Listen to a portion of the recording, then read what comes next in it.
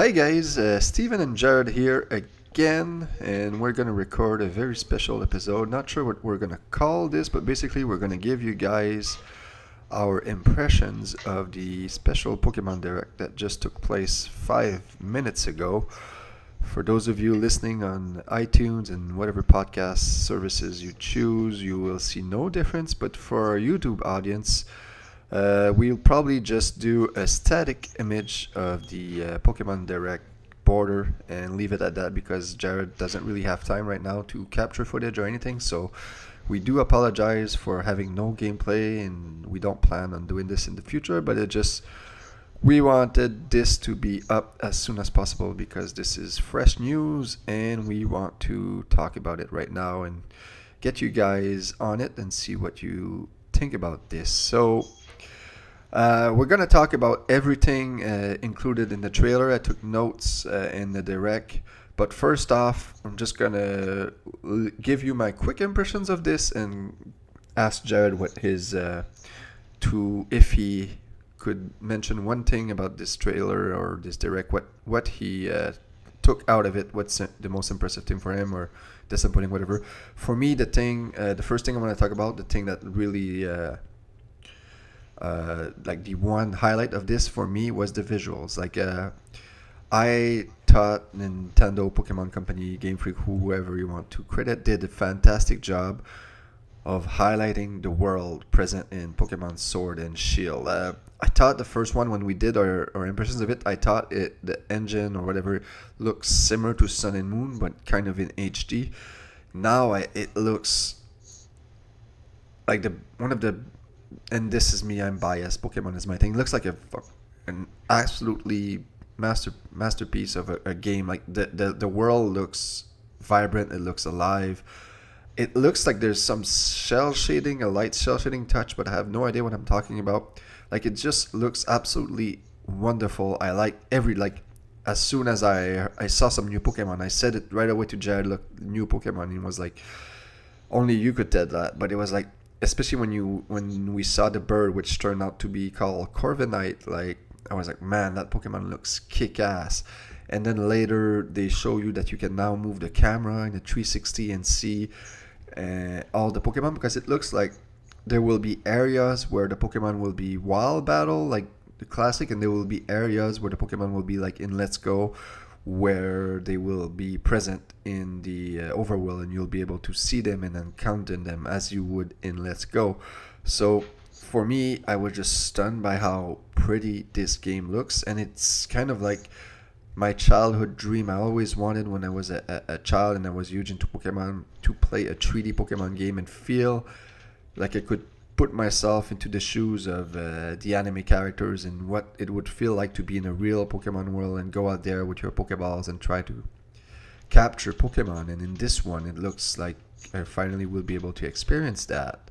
And also, they mentioned that depending on the weather, depending on what day it is, different Pokemon will occur, which I always wanted stuff like this. Like, this is a huge nerd out moment for me in terms of the visuals. This looks like a game I really want to play. So what about you? What would be one highlight you got out of this? Well, I don't like this is going to be kind of boring because we're going to agree on like just about everything. So that kind of sucks.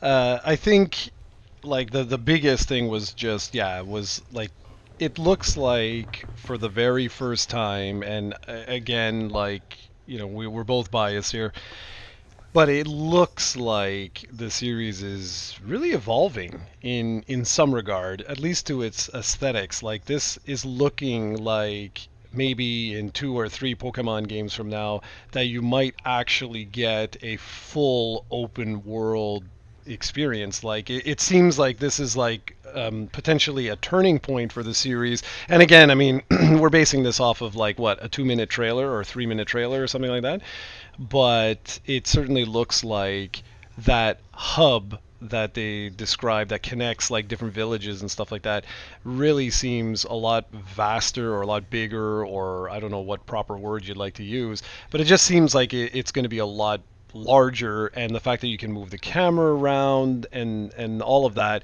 coupled with the visuals, really stands out to me as like, wow, like this looks like I say, it looks like the series is slowly but surely moving into, like eventually it could be this giant, vast RPG. I don't think we're going to get Skyrim here or anything like that, but I really like the direction that this is going in, because that was the only thing with this series. It was more of a nitpick, I guess, but I just found it a very, very linear experience the whole time. Like, there really was no, I mean, there's branching paths. You can go left or right. Whoop de doo! Like, it both would take you to the exact same spot. And maybe that'll be the case here, but at least from the trailer, I was impressed by just the openness of it, and just the fact that you can move the camera around. I thought was pretty cool. I mean, that's really cool, and baby steps, but I think we're getting there. I really do think that we're getting there, and the visuals themselves look absolutely spectacular. I love the lighting effects that you see during like sunset, sunrise.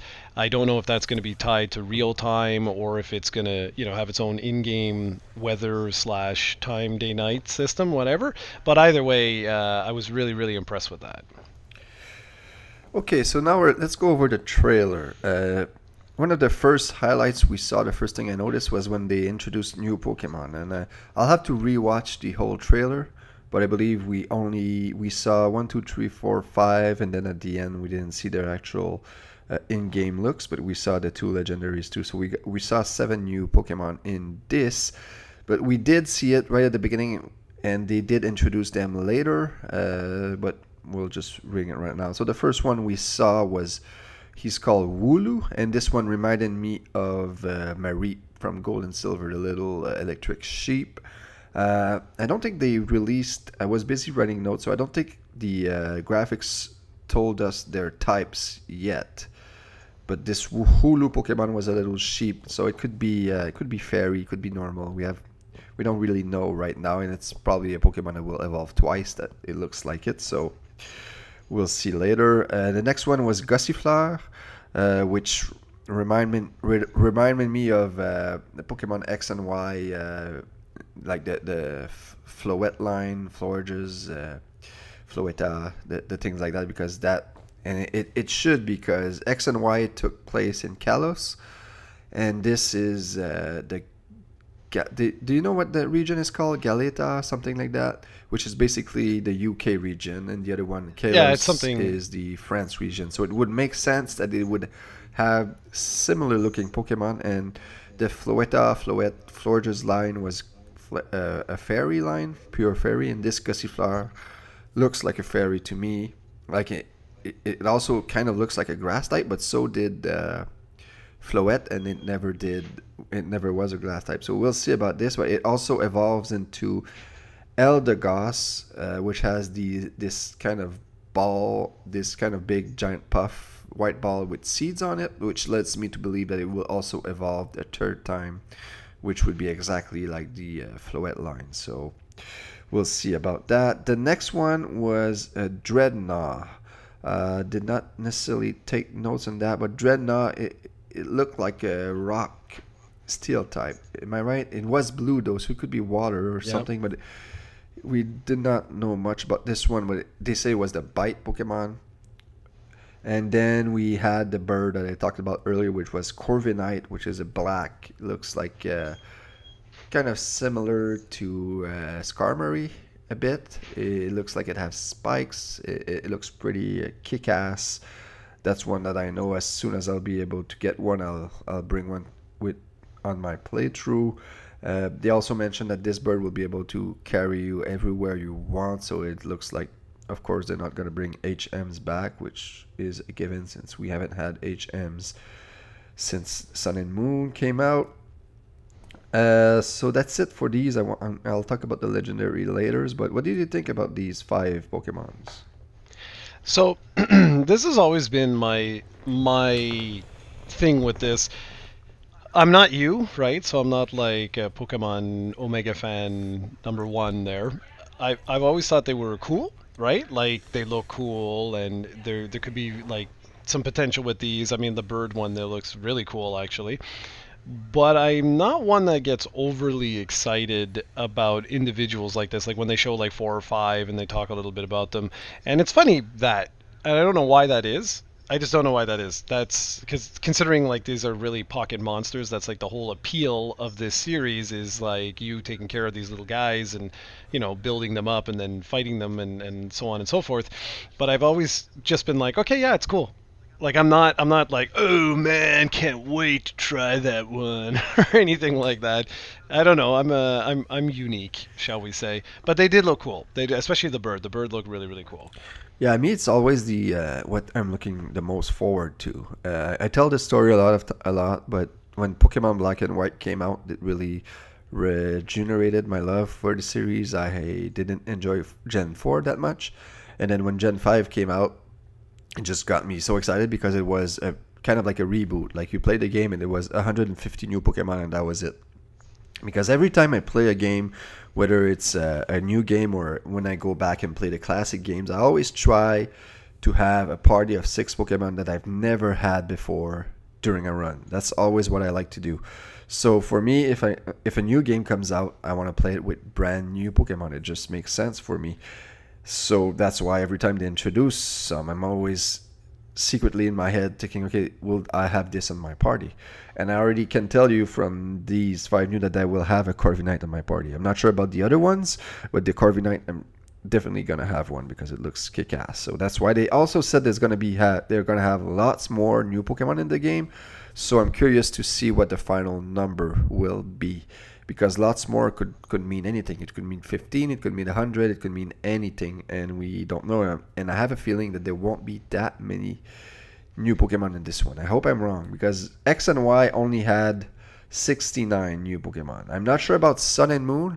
While I'm talking, maybe you can Google that real quick, but Sure. I'm not sure Sun and Moon. The thing with Sun and Moon, I think, ended up way more than 69 because of the variants. They had a lot of Alolan variants, and I'm fine with that. Variants for me count because they're brand new types, they're brand new designs.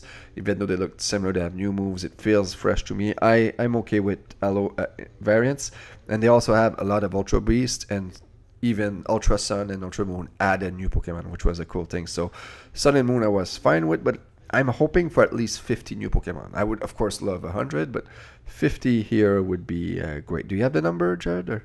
Yeah, it says 80. 80 new Pokemon for Sun and Moon. So that's Yeah. even more than X and Y. So that's cool. If if this one would have 50, I'll be happy because I don't have a feeling it will have many, but the more the better for me. Okay, so the way they count it, I just want to make sure that I have this right. They probably count the is- variants, yeah. I don't know. They basically are counting the official like decks, and they said that it starts with number 722, which is Rowlet, and it ends with Marshadow, which is number 802. Okay, so they didn't count the variants. Interesting. So there's even more than 80 in Sun and Moon then. Okay. But That's why I wanted to tell you because I wasn't sure how this works. yeah. Yeah, no, that's cool. That's cool. Very nice. So, like I said, more the better. Okay, after that, like the first time we saw a huge Gyarados, and my first instinct was that, oh, they're bringing Totem Pokemon back from Ultra Sun and Moon. But it turns out that it's not the case. What they're referring to this is Dynamax. Apparently, and I'm not sure when in the story you'll be able to do this, but I have a feeling that you'll be able to do this almost from the get-go, it seems. So this basically is the replacement for Mega Evolution or the replacement for Z moves. And Z moves from Sun and Moon I never was a fan of, so I'm glad seems like it's going away, but it might not be, because in Sun and Moon we did end up having Mega Evolutions and Z moves also, but that was post-game stuff. But basically Dynamax, it will have a little logo just like Mega Evolution. This is something you'll be able to do once per battle, just like Mega Evolution, and what it will do is will transform your Pokemon like basically into a Godzilla type creature. Like it will fill the entire screen. It will be super huge, and its stats will obviously be boosted by a lot. The catch here is that you can only do this once per battle, and you have a 3-turn limit, so the Pokemon can only stay in that form for 3 turns. So that's interesting. That leads a lot of strategy in place, and it looks like they mentioned that the gym battles are in stadiums now, specifically because of Dynamax to let you use that. So it seems like you won't be able to do use the Dynamax options everywhere, which I like. I like this because this is something, and I don't think they'll address everything. That this is something that I always found weird about Pokemon is that they never really address why you can be in a room the size of like a bathroom and still have a Pokemon battle. They never address why when you're in the water you can bring out like a Pokemon that obviously cannot swim or would have swim in it, it fights like it would be on the ground. Why when you're in a forest you can bring out a water Pokemon and it's should just be flopping on the ground, but it can fight just like it was in the water. I don't think they'll address that in that because I would like them to eventually. Maybe it will make the game more challenging because let's say you're in a forest, you can't use those water Pokemon you have in your party. That would be cool. Maybe in 5-10 years, but whatever. But at least they are making sense of this whole Dynamax situation where obviously you'll be able to do this in those huge stadium, and you'll probably be able to do it when you're in the wild areas that are open world and have a lot of room for you to maneuver. So really looking forward for the Dynamax feature. It looks cool. Like I said to you when we were watching this, it looks like this is replacing Mega Evolution, which is always a bummer for me because I'm a huge fan of Mega Evolution. And Pokemon Let's Go did give me a bit of hope because it was available in the main game. Like you could get it just before you got the 8 gym badge, I believe. So it did take part of the story. But I don't think it'll be back here. It'll probably be like Sun and Moon where it'll be post game and whatnot. But I do hope that they would stick with Mega Evolutions. But this is a fairly good alternative in my book. Yeah, you're doing a good job, just like covering everything here. But I think it's going to be a cool little gameplay feature. I think it's a neat little add-on. It's like what you called it. It's the gimmick for this game, obviously. But I'm hoping that it plays well and that it's not broken or all that. But they're pretty good with that. I mean, so far in what I've played with the series, like all their mechanics are fairly thought out and whatnot. So yeah, I think it looks cool. I'm looking forward to it. I can't wait to get to the part that I want to talk about. Okay, so the next part is maybe that is a max raid. Exactly. And this, like, if they're gonna take stuff from Pokemon Go, I have no problem when they take the good stuff. Like the raids from Pokemon Go is something that, if I was with Jarrod, if I was with friends here who play Pokemon Go, I would really love to do more because it looks awesome. Like you're basically playing co-op Pokemon, which never really happened before. So basically, it will be wild Pokemon with that are obviously Dynamax, so they'll be huge. They have out, but they will stay in their Dynamax form for the entire length of the battle. They will also have. They said, I think they said they will have better stats and they will have moves that they might not normally have. But I'll have to rewatch the trailer for that. But I think I remember hearing that, but I could be full of it here. And the catch with this one, the selling point for me is that you'll be able to play this with friends, co-op, which I've never had. I will be able to play because Jarrod hates competitive stuff because it hurts his feelings.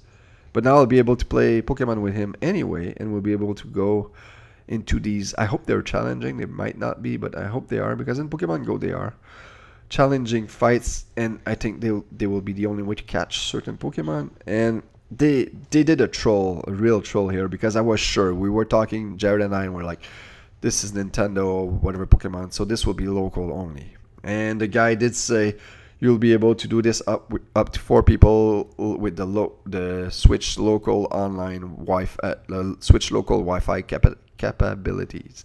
And I literally said F you when that happened. That was my first word because I was like, come on, are you serious? This looks like a kick-ass feature and you're going to limit that to local, which means I will not really be able to play this. I only have 2 friends here that play Pokemon still, and like it's not always easy to set up play dates, if you will. But if this is online, that would be awesome. And they did say after that, they did mention that it will also be online, which is awesome. This is one of the new features I'm looking forward to the most because Jared and I with Ultra Sun and Moon, even though we didn't battle, we did trade a lot. We constantly traded during the first few weeks of the game, so we're constantly playing the game together. This would be a new reason for us to do so, and just has a lot of possibilities and shows a lot of promise in my book. Yeah, this is something that I'm looking forward to. Like this is something that I love. I love playing games with other people. Like co-op is where it's at for me. It's why like the Halos and stuff like that. Like when Halo came out, like to me, like that was why you bought an Xbox. Wasn't so that you played the game single player. No, you play that with a friend, with a relative, whatever. It was awesome. And I really like this idea. Like there's serious potential here. I mean, I'm playing currently Dragon Quest X, and you know I used to play World of Warcraft, and there's a feeling you get from taking down like these legendary Omega bosses that you cannot explain. It's really hard, especially when they introduce mechanics and stuff like that. It's like an irreplaceable feeling in gaming that is special. It really is. Now, granted, these are not going to be raids in the traditional sense, but if they're challenging pokes, right? How cool it would it be for like say Steven and I to like take down one of these guys as two people instead of the recommended four as Yeah, an that's what I example. was Like just that's thinking because I think these will be challenging. I don't think they will be as hard as I would like them to. But if we challenge ourselves to do a super boss only two instead of four, I think that would be fun and something we could even stream possibly in a special occasion. yeah, exactly. Like let's not forget that too, right? Like this is a Switch release. So that anything's possible because like it works just like any other Switch game. So yeah, like streaming would be possible. Anything would be possible at all with this. So I'm really looking forward to that. Like that of all the things from the trailer, I mentioned. I know you said like what was the one thing for me was the fact that it's looking like the game's starting to open up and the visuals were beautiful. That's number one. This is number two that I'm like super stoked about. Okay, so next they talked about the characters of this game. A few characters, obviously not everybody, but the first one they showed, which when they showed him, I told you like this looks like a champion, and it was actually the champion, in which his name is Leon, and he has this nice emblem on his chest, which is a shield with a sword on it. So I thought that looked pretty neat. They showed his son, which the name of his son is Hop, and he will actually be your rival in this game. And I joke that I will name him Jarrod, but I don't think you'll be able to name the rival in this game, since the last few games you aren't able to. But looks like he will accompany you and accompany. I can't say that word. A company. Looks like he will accompany you during your journey. There you go. During your journey, and he will be on the train or the bus ride when you start the game with you, and it looks pretty cool. And then they introduced the professor of this game. His name is Magnolia, and he will have an assistant. Her name is Sonia. And then they talked about the first gym leader. His name is Milo, and he's a grass type. And they should have it. That was my only negative thing about this game is that when they introduced that, I told you I'm glad they're going back to gyms. However, I'm a bit disappointed that they're going back to single types gyms. So maybe there's hope here. Maybe this is just the first few gyms will be that, and maybe they'll mix things up near the end. I can always hope. I don't think so, however, which is kind of disappointing unless they introduce like a harder difficulty mode, stuff like that, which they haven't done since White 2 and Black 2. So I'm not really hopeful for that. I'm not holding my breath for that, but you never know. It just like I said before, I hope that if the gyms are gonna have single types, fine, but give them 6 Pokemon and make it like in Ultra Sun and Ultra Moon. In Ultra Sun and Ultra Moon, the totem Pokemon, the fights were really the difficulty compared to Sun and Moon was really up high because the totem Pokemon would call an ally, and that ally would complement the totem Pokemon. So if the totem Pokemon was weak to fire, its ally would be a water type, so it would like be able to fight your fire Pokemon and stuff like that. So I hope they do something like that. If you're having a grass gym, like have some other types, or have the grass gym leader have a rock type all of a sudden, just to prevent you from using fire Pokemon and stuff like that. So I hope they do that. I hope they do that, but we'll see. Yeah, I'm not holding my breath. That's all I got to say about that. Okay, and finally they showed us one more video, which was not gameplay footage. It was basically the same style they used when they introduced the new starters. The first time they talked about Pokemon Sword and Shield. So the two Pokemon we saw were clearly the legendaries. I have their name here, but maybe Jared will have to help me with the pronunciation. It's Zacia and Zamazenta. One of those is clearly the shield Pokemon, the other one is the sword. And how you know that? Well, one has armor on it and the other one has a shield in his mouth. And A sword. The sword in his mouth. A sword in his mouth, sorry. And it kind of ends in a cliffhanger because you see like light coming out of the sky. You never reveal, but it looks like there'll be a third Pokemon, and every game has a third version, and it looks like this Pokemon will probably be the antagonist of this video game.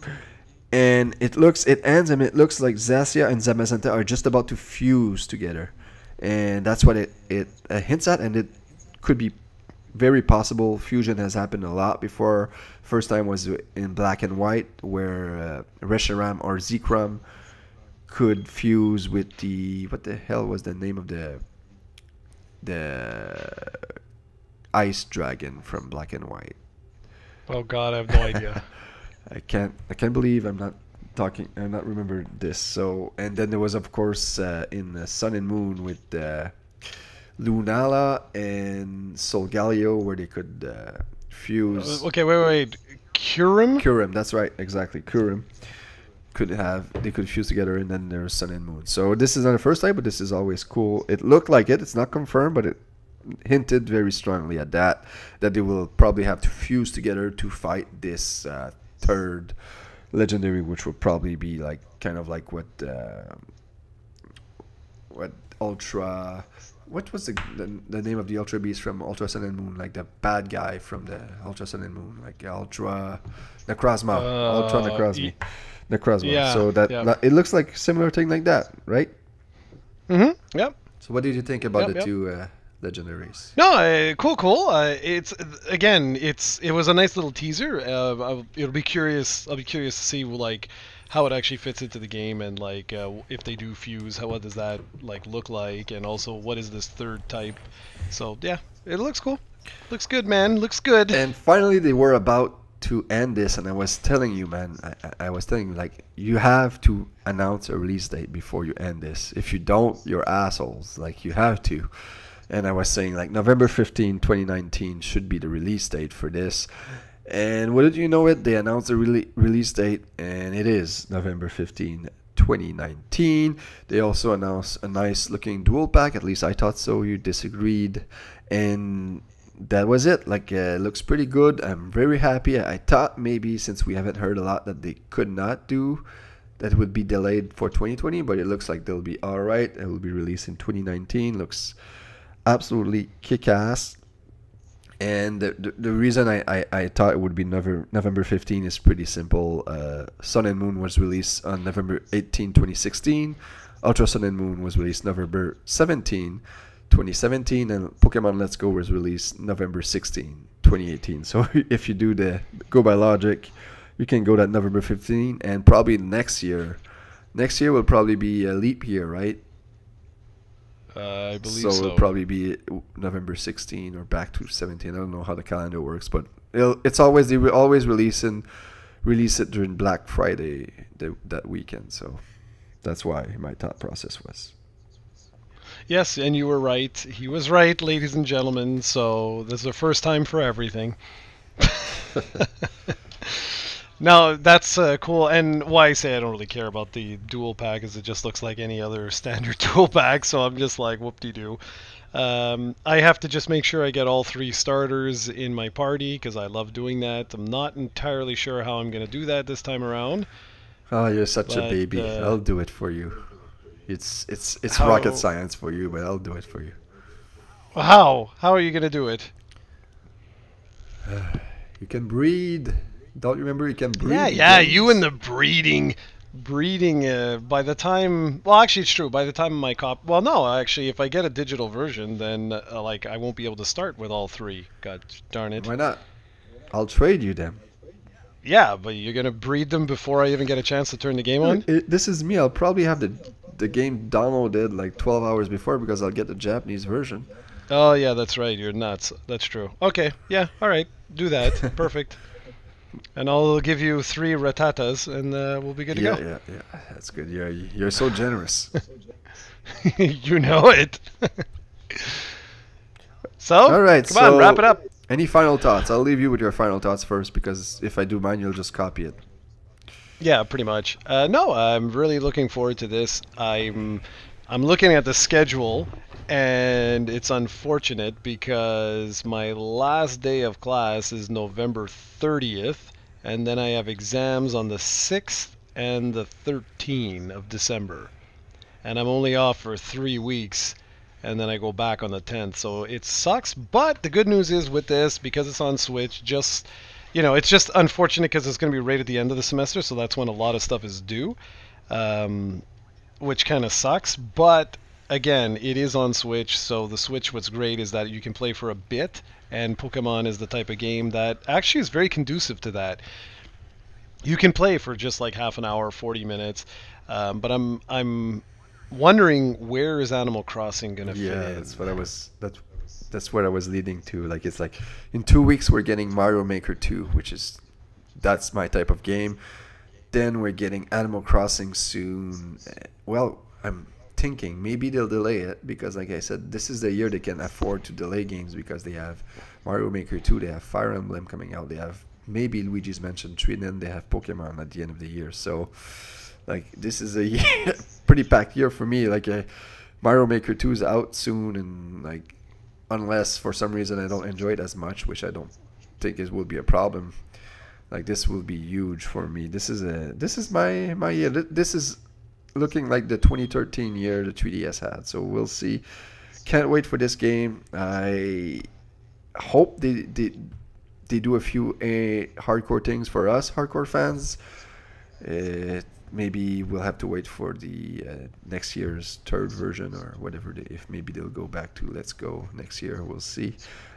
But yeah, this trailer definitely made me. What's the word I'm looking for?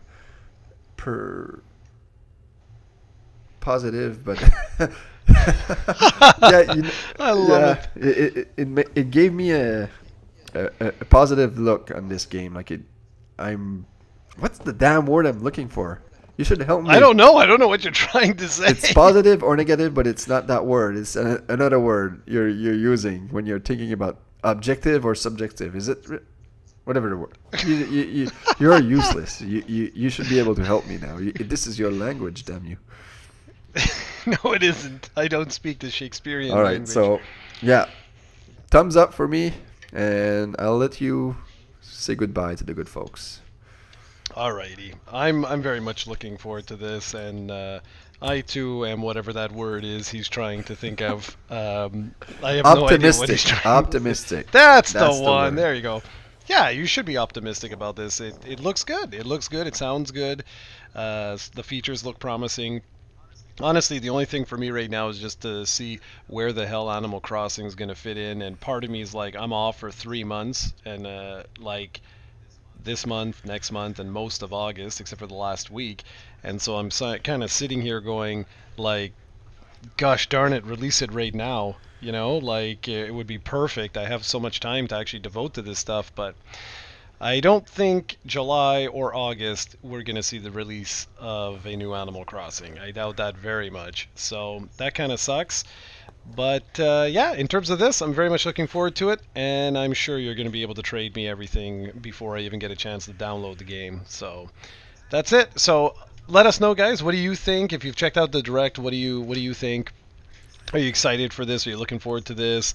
What are some of the features that you guys all thought were pretty cool from the Direct? Let us know. And once again, sorry for the fact that we didn't have any gameplay footage. I know it's kind of boring just to look at a screen, but don't worry. This was just for this episode. All right, guys. So that's it. Thanks for watching, everyone, and we'll catch you later.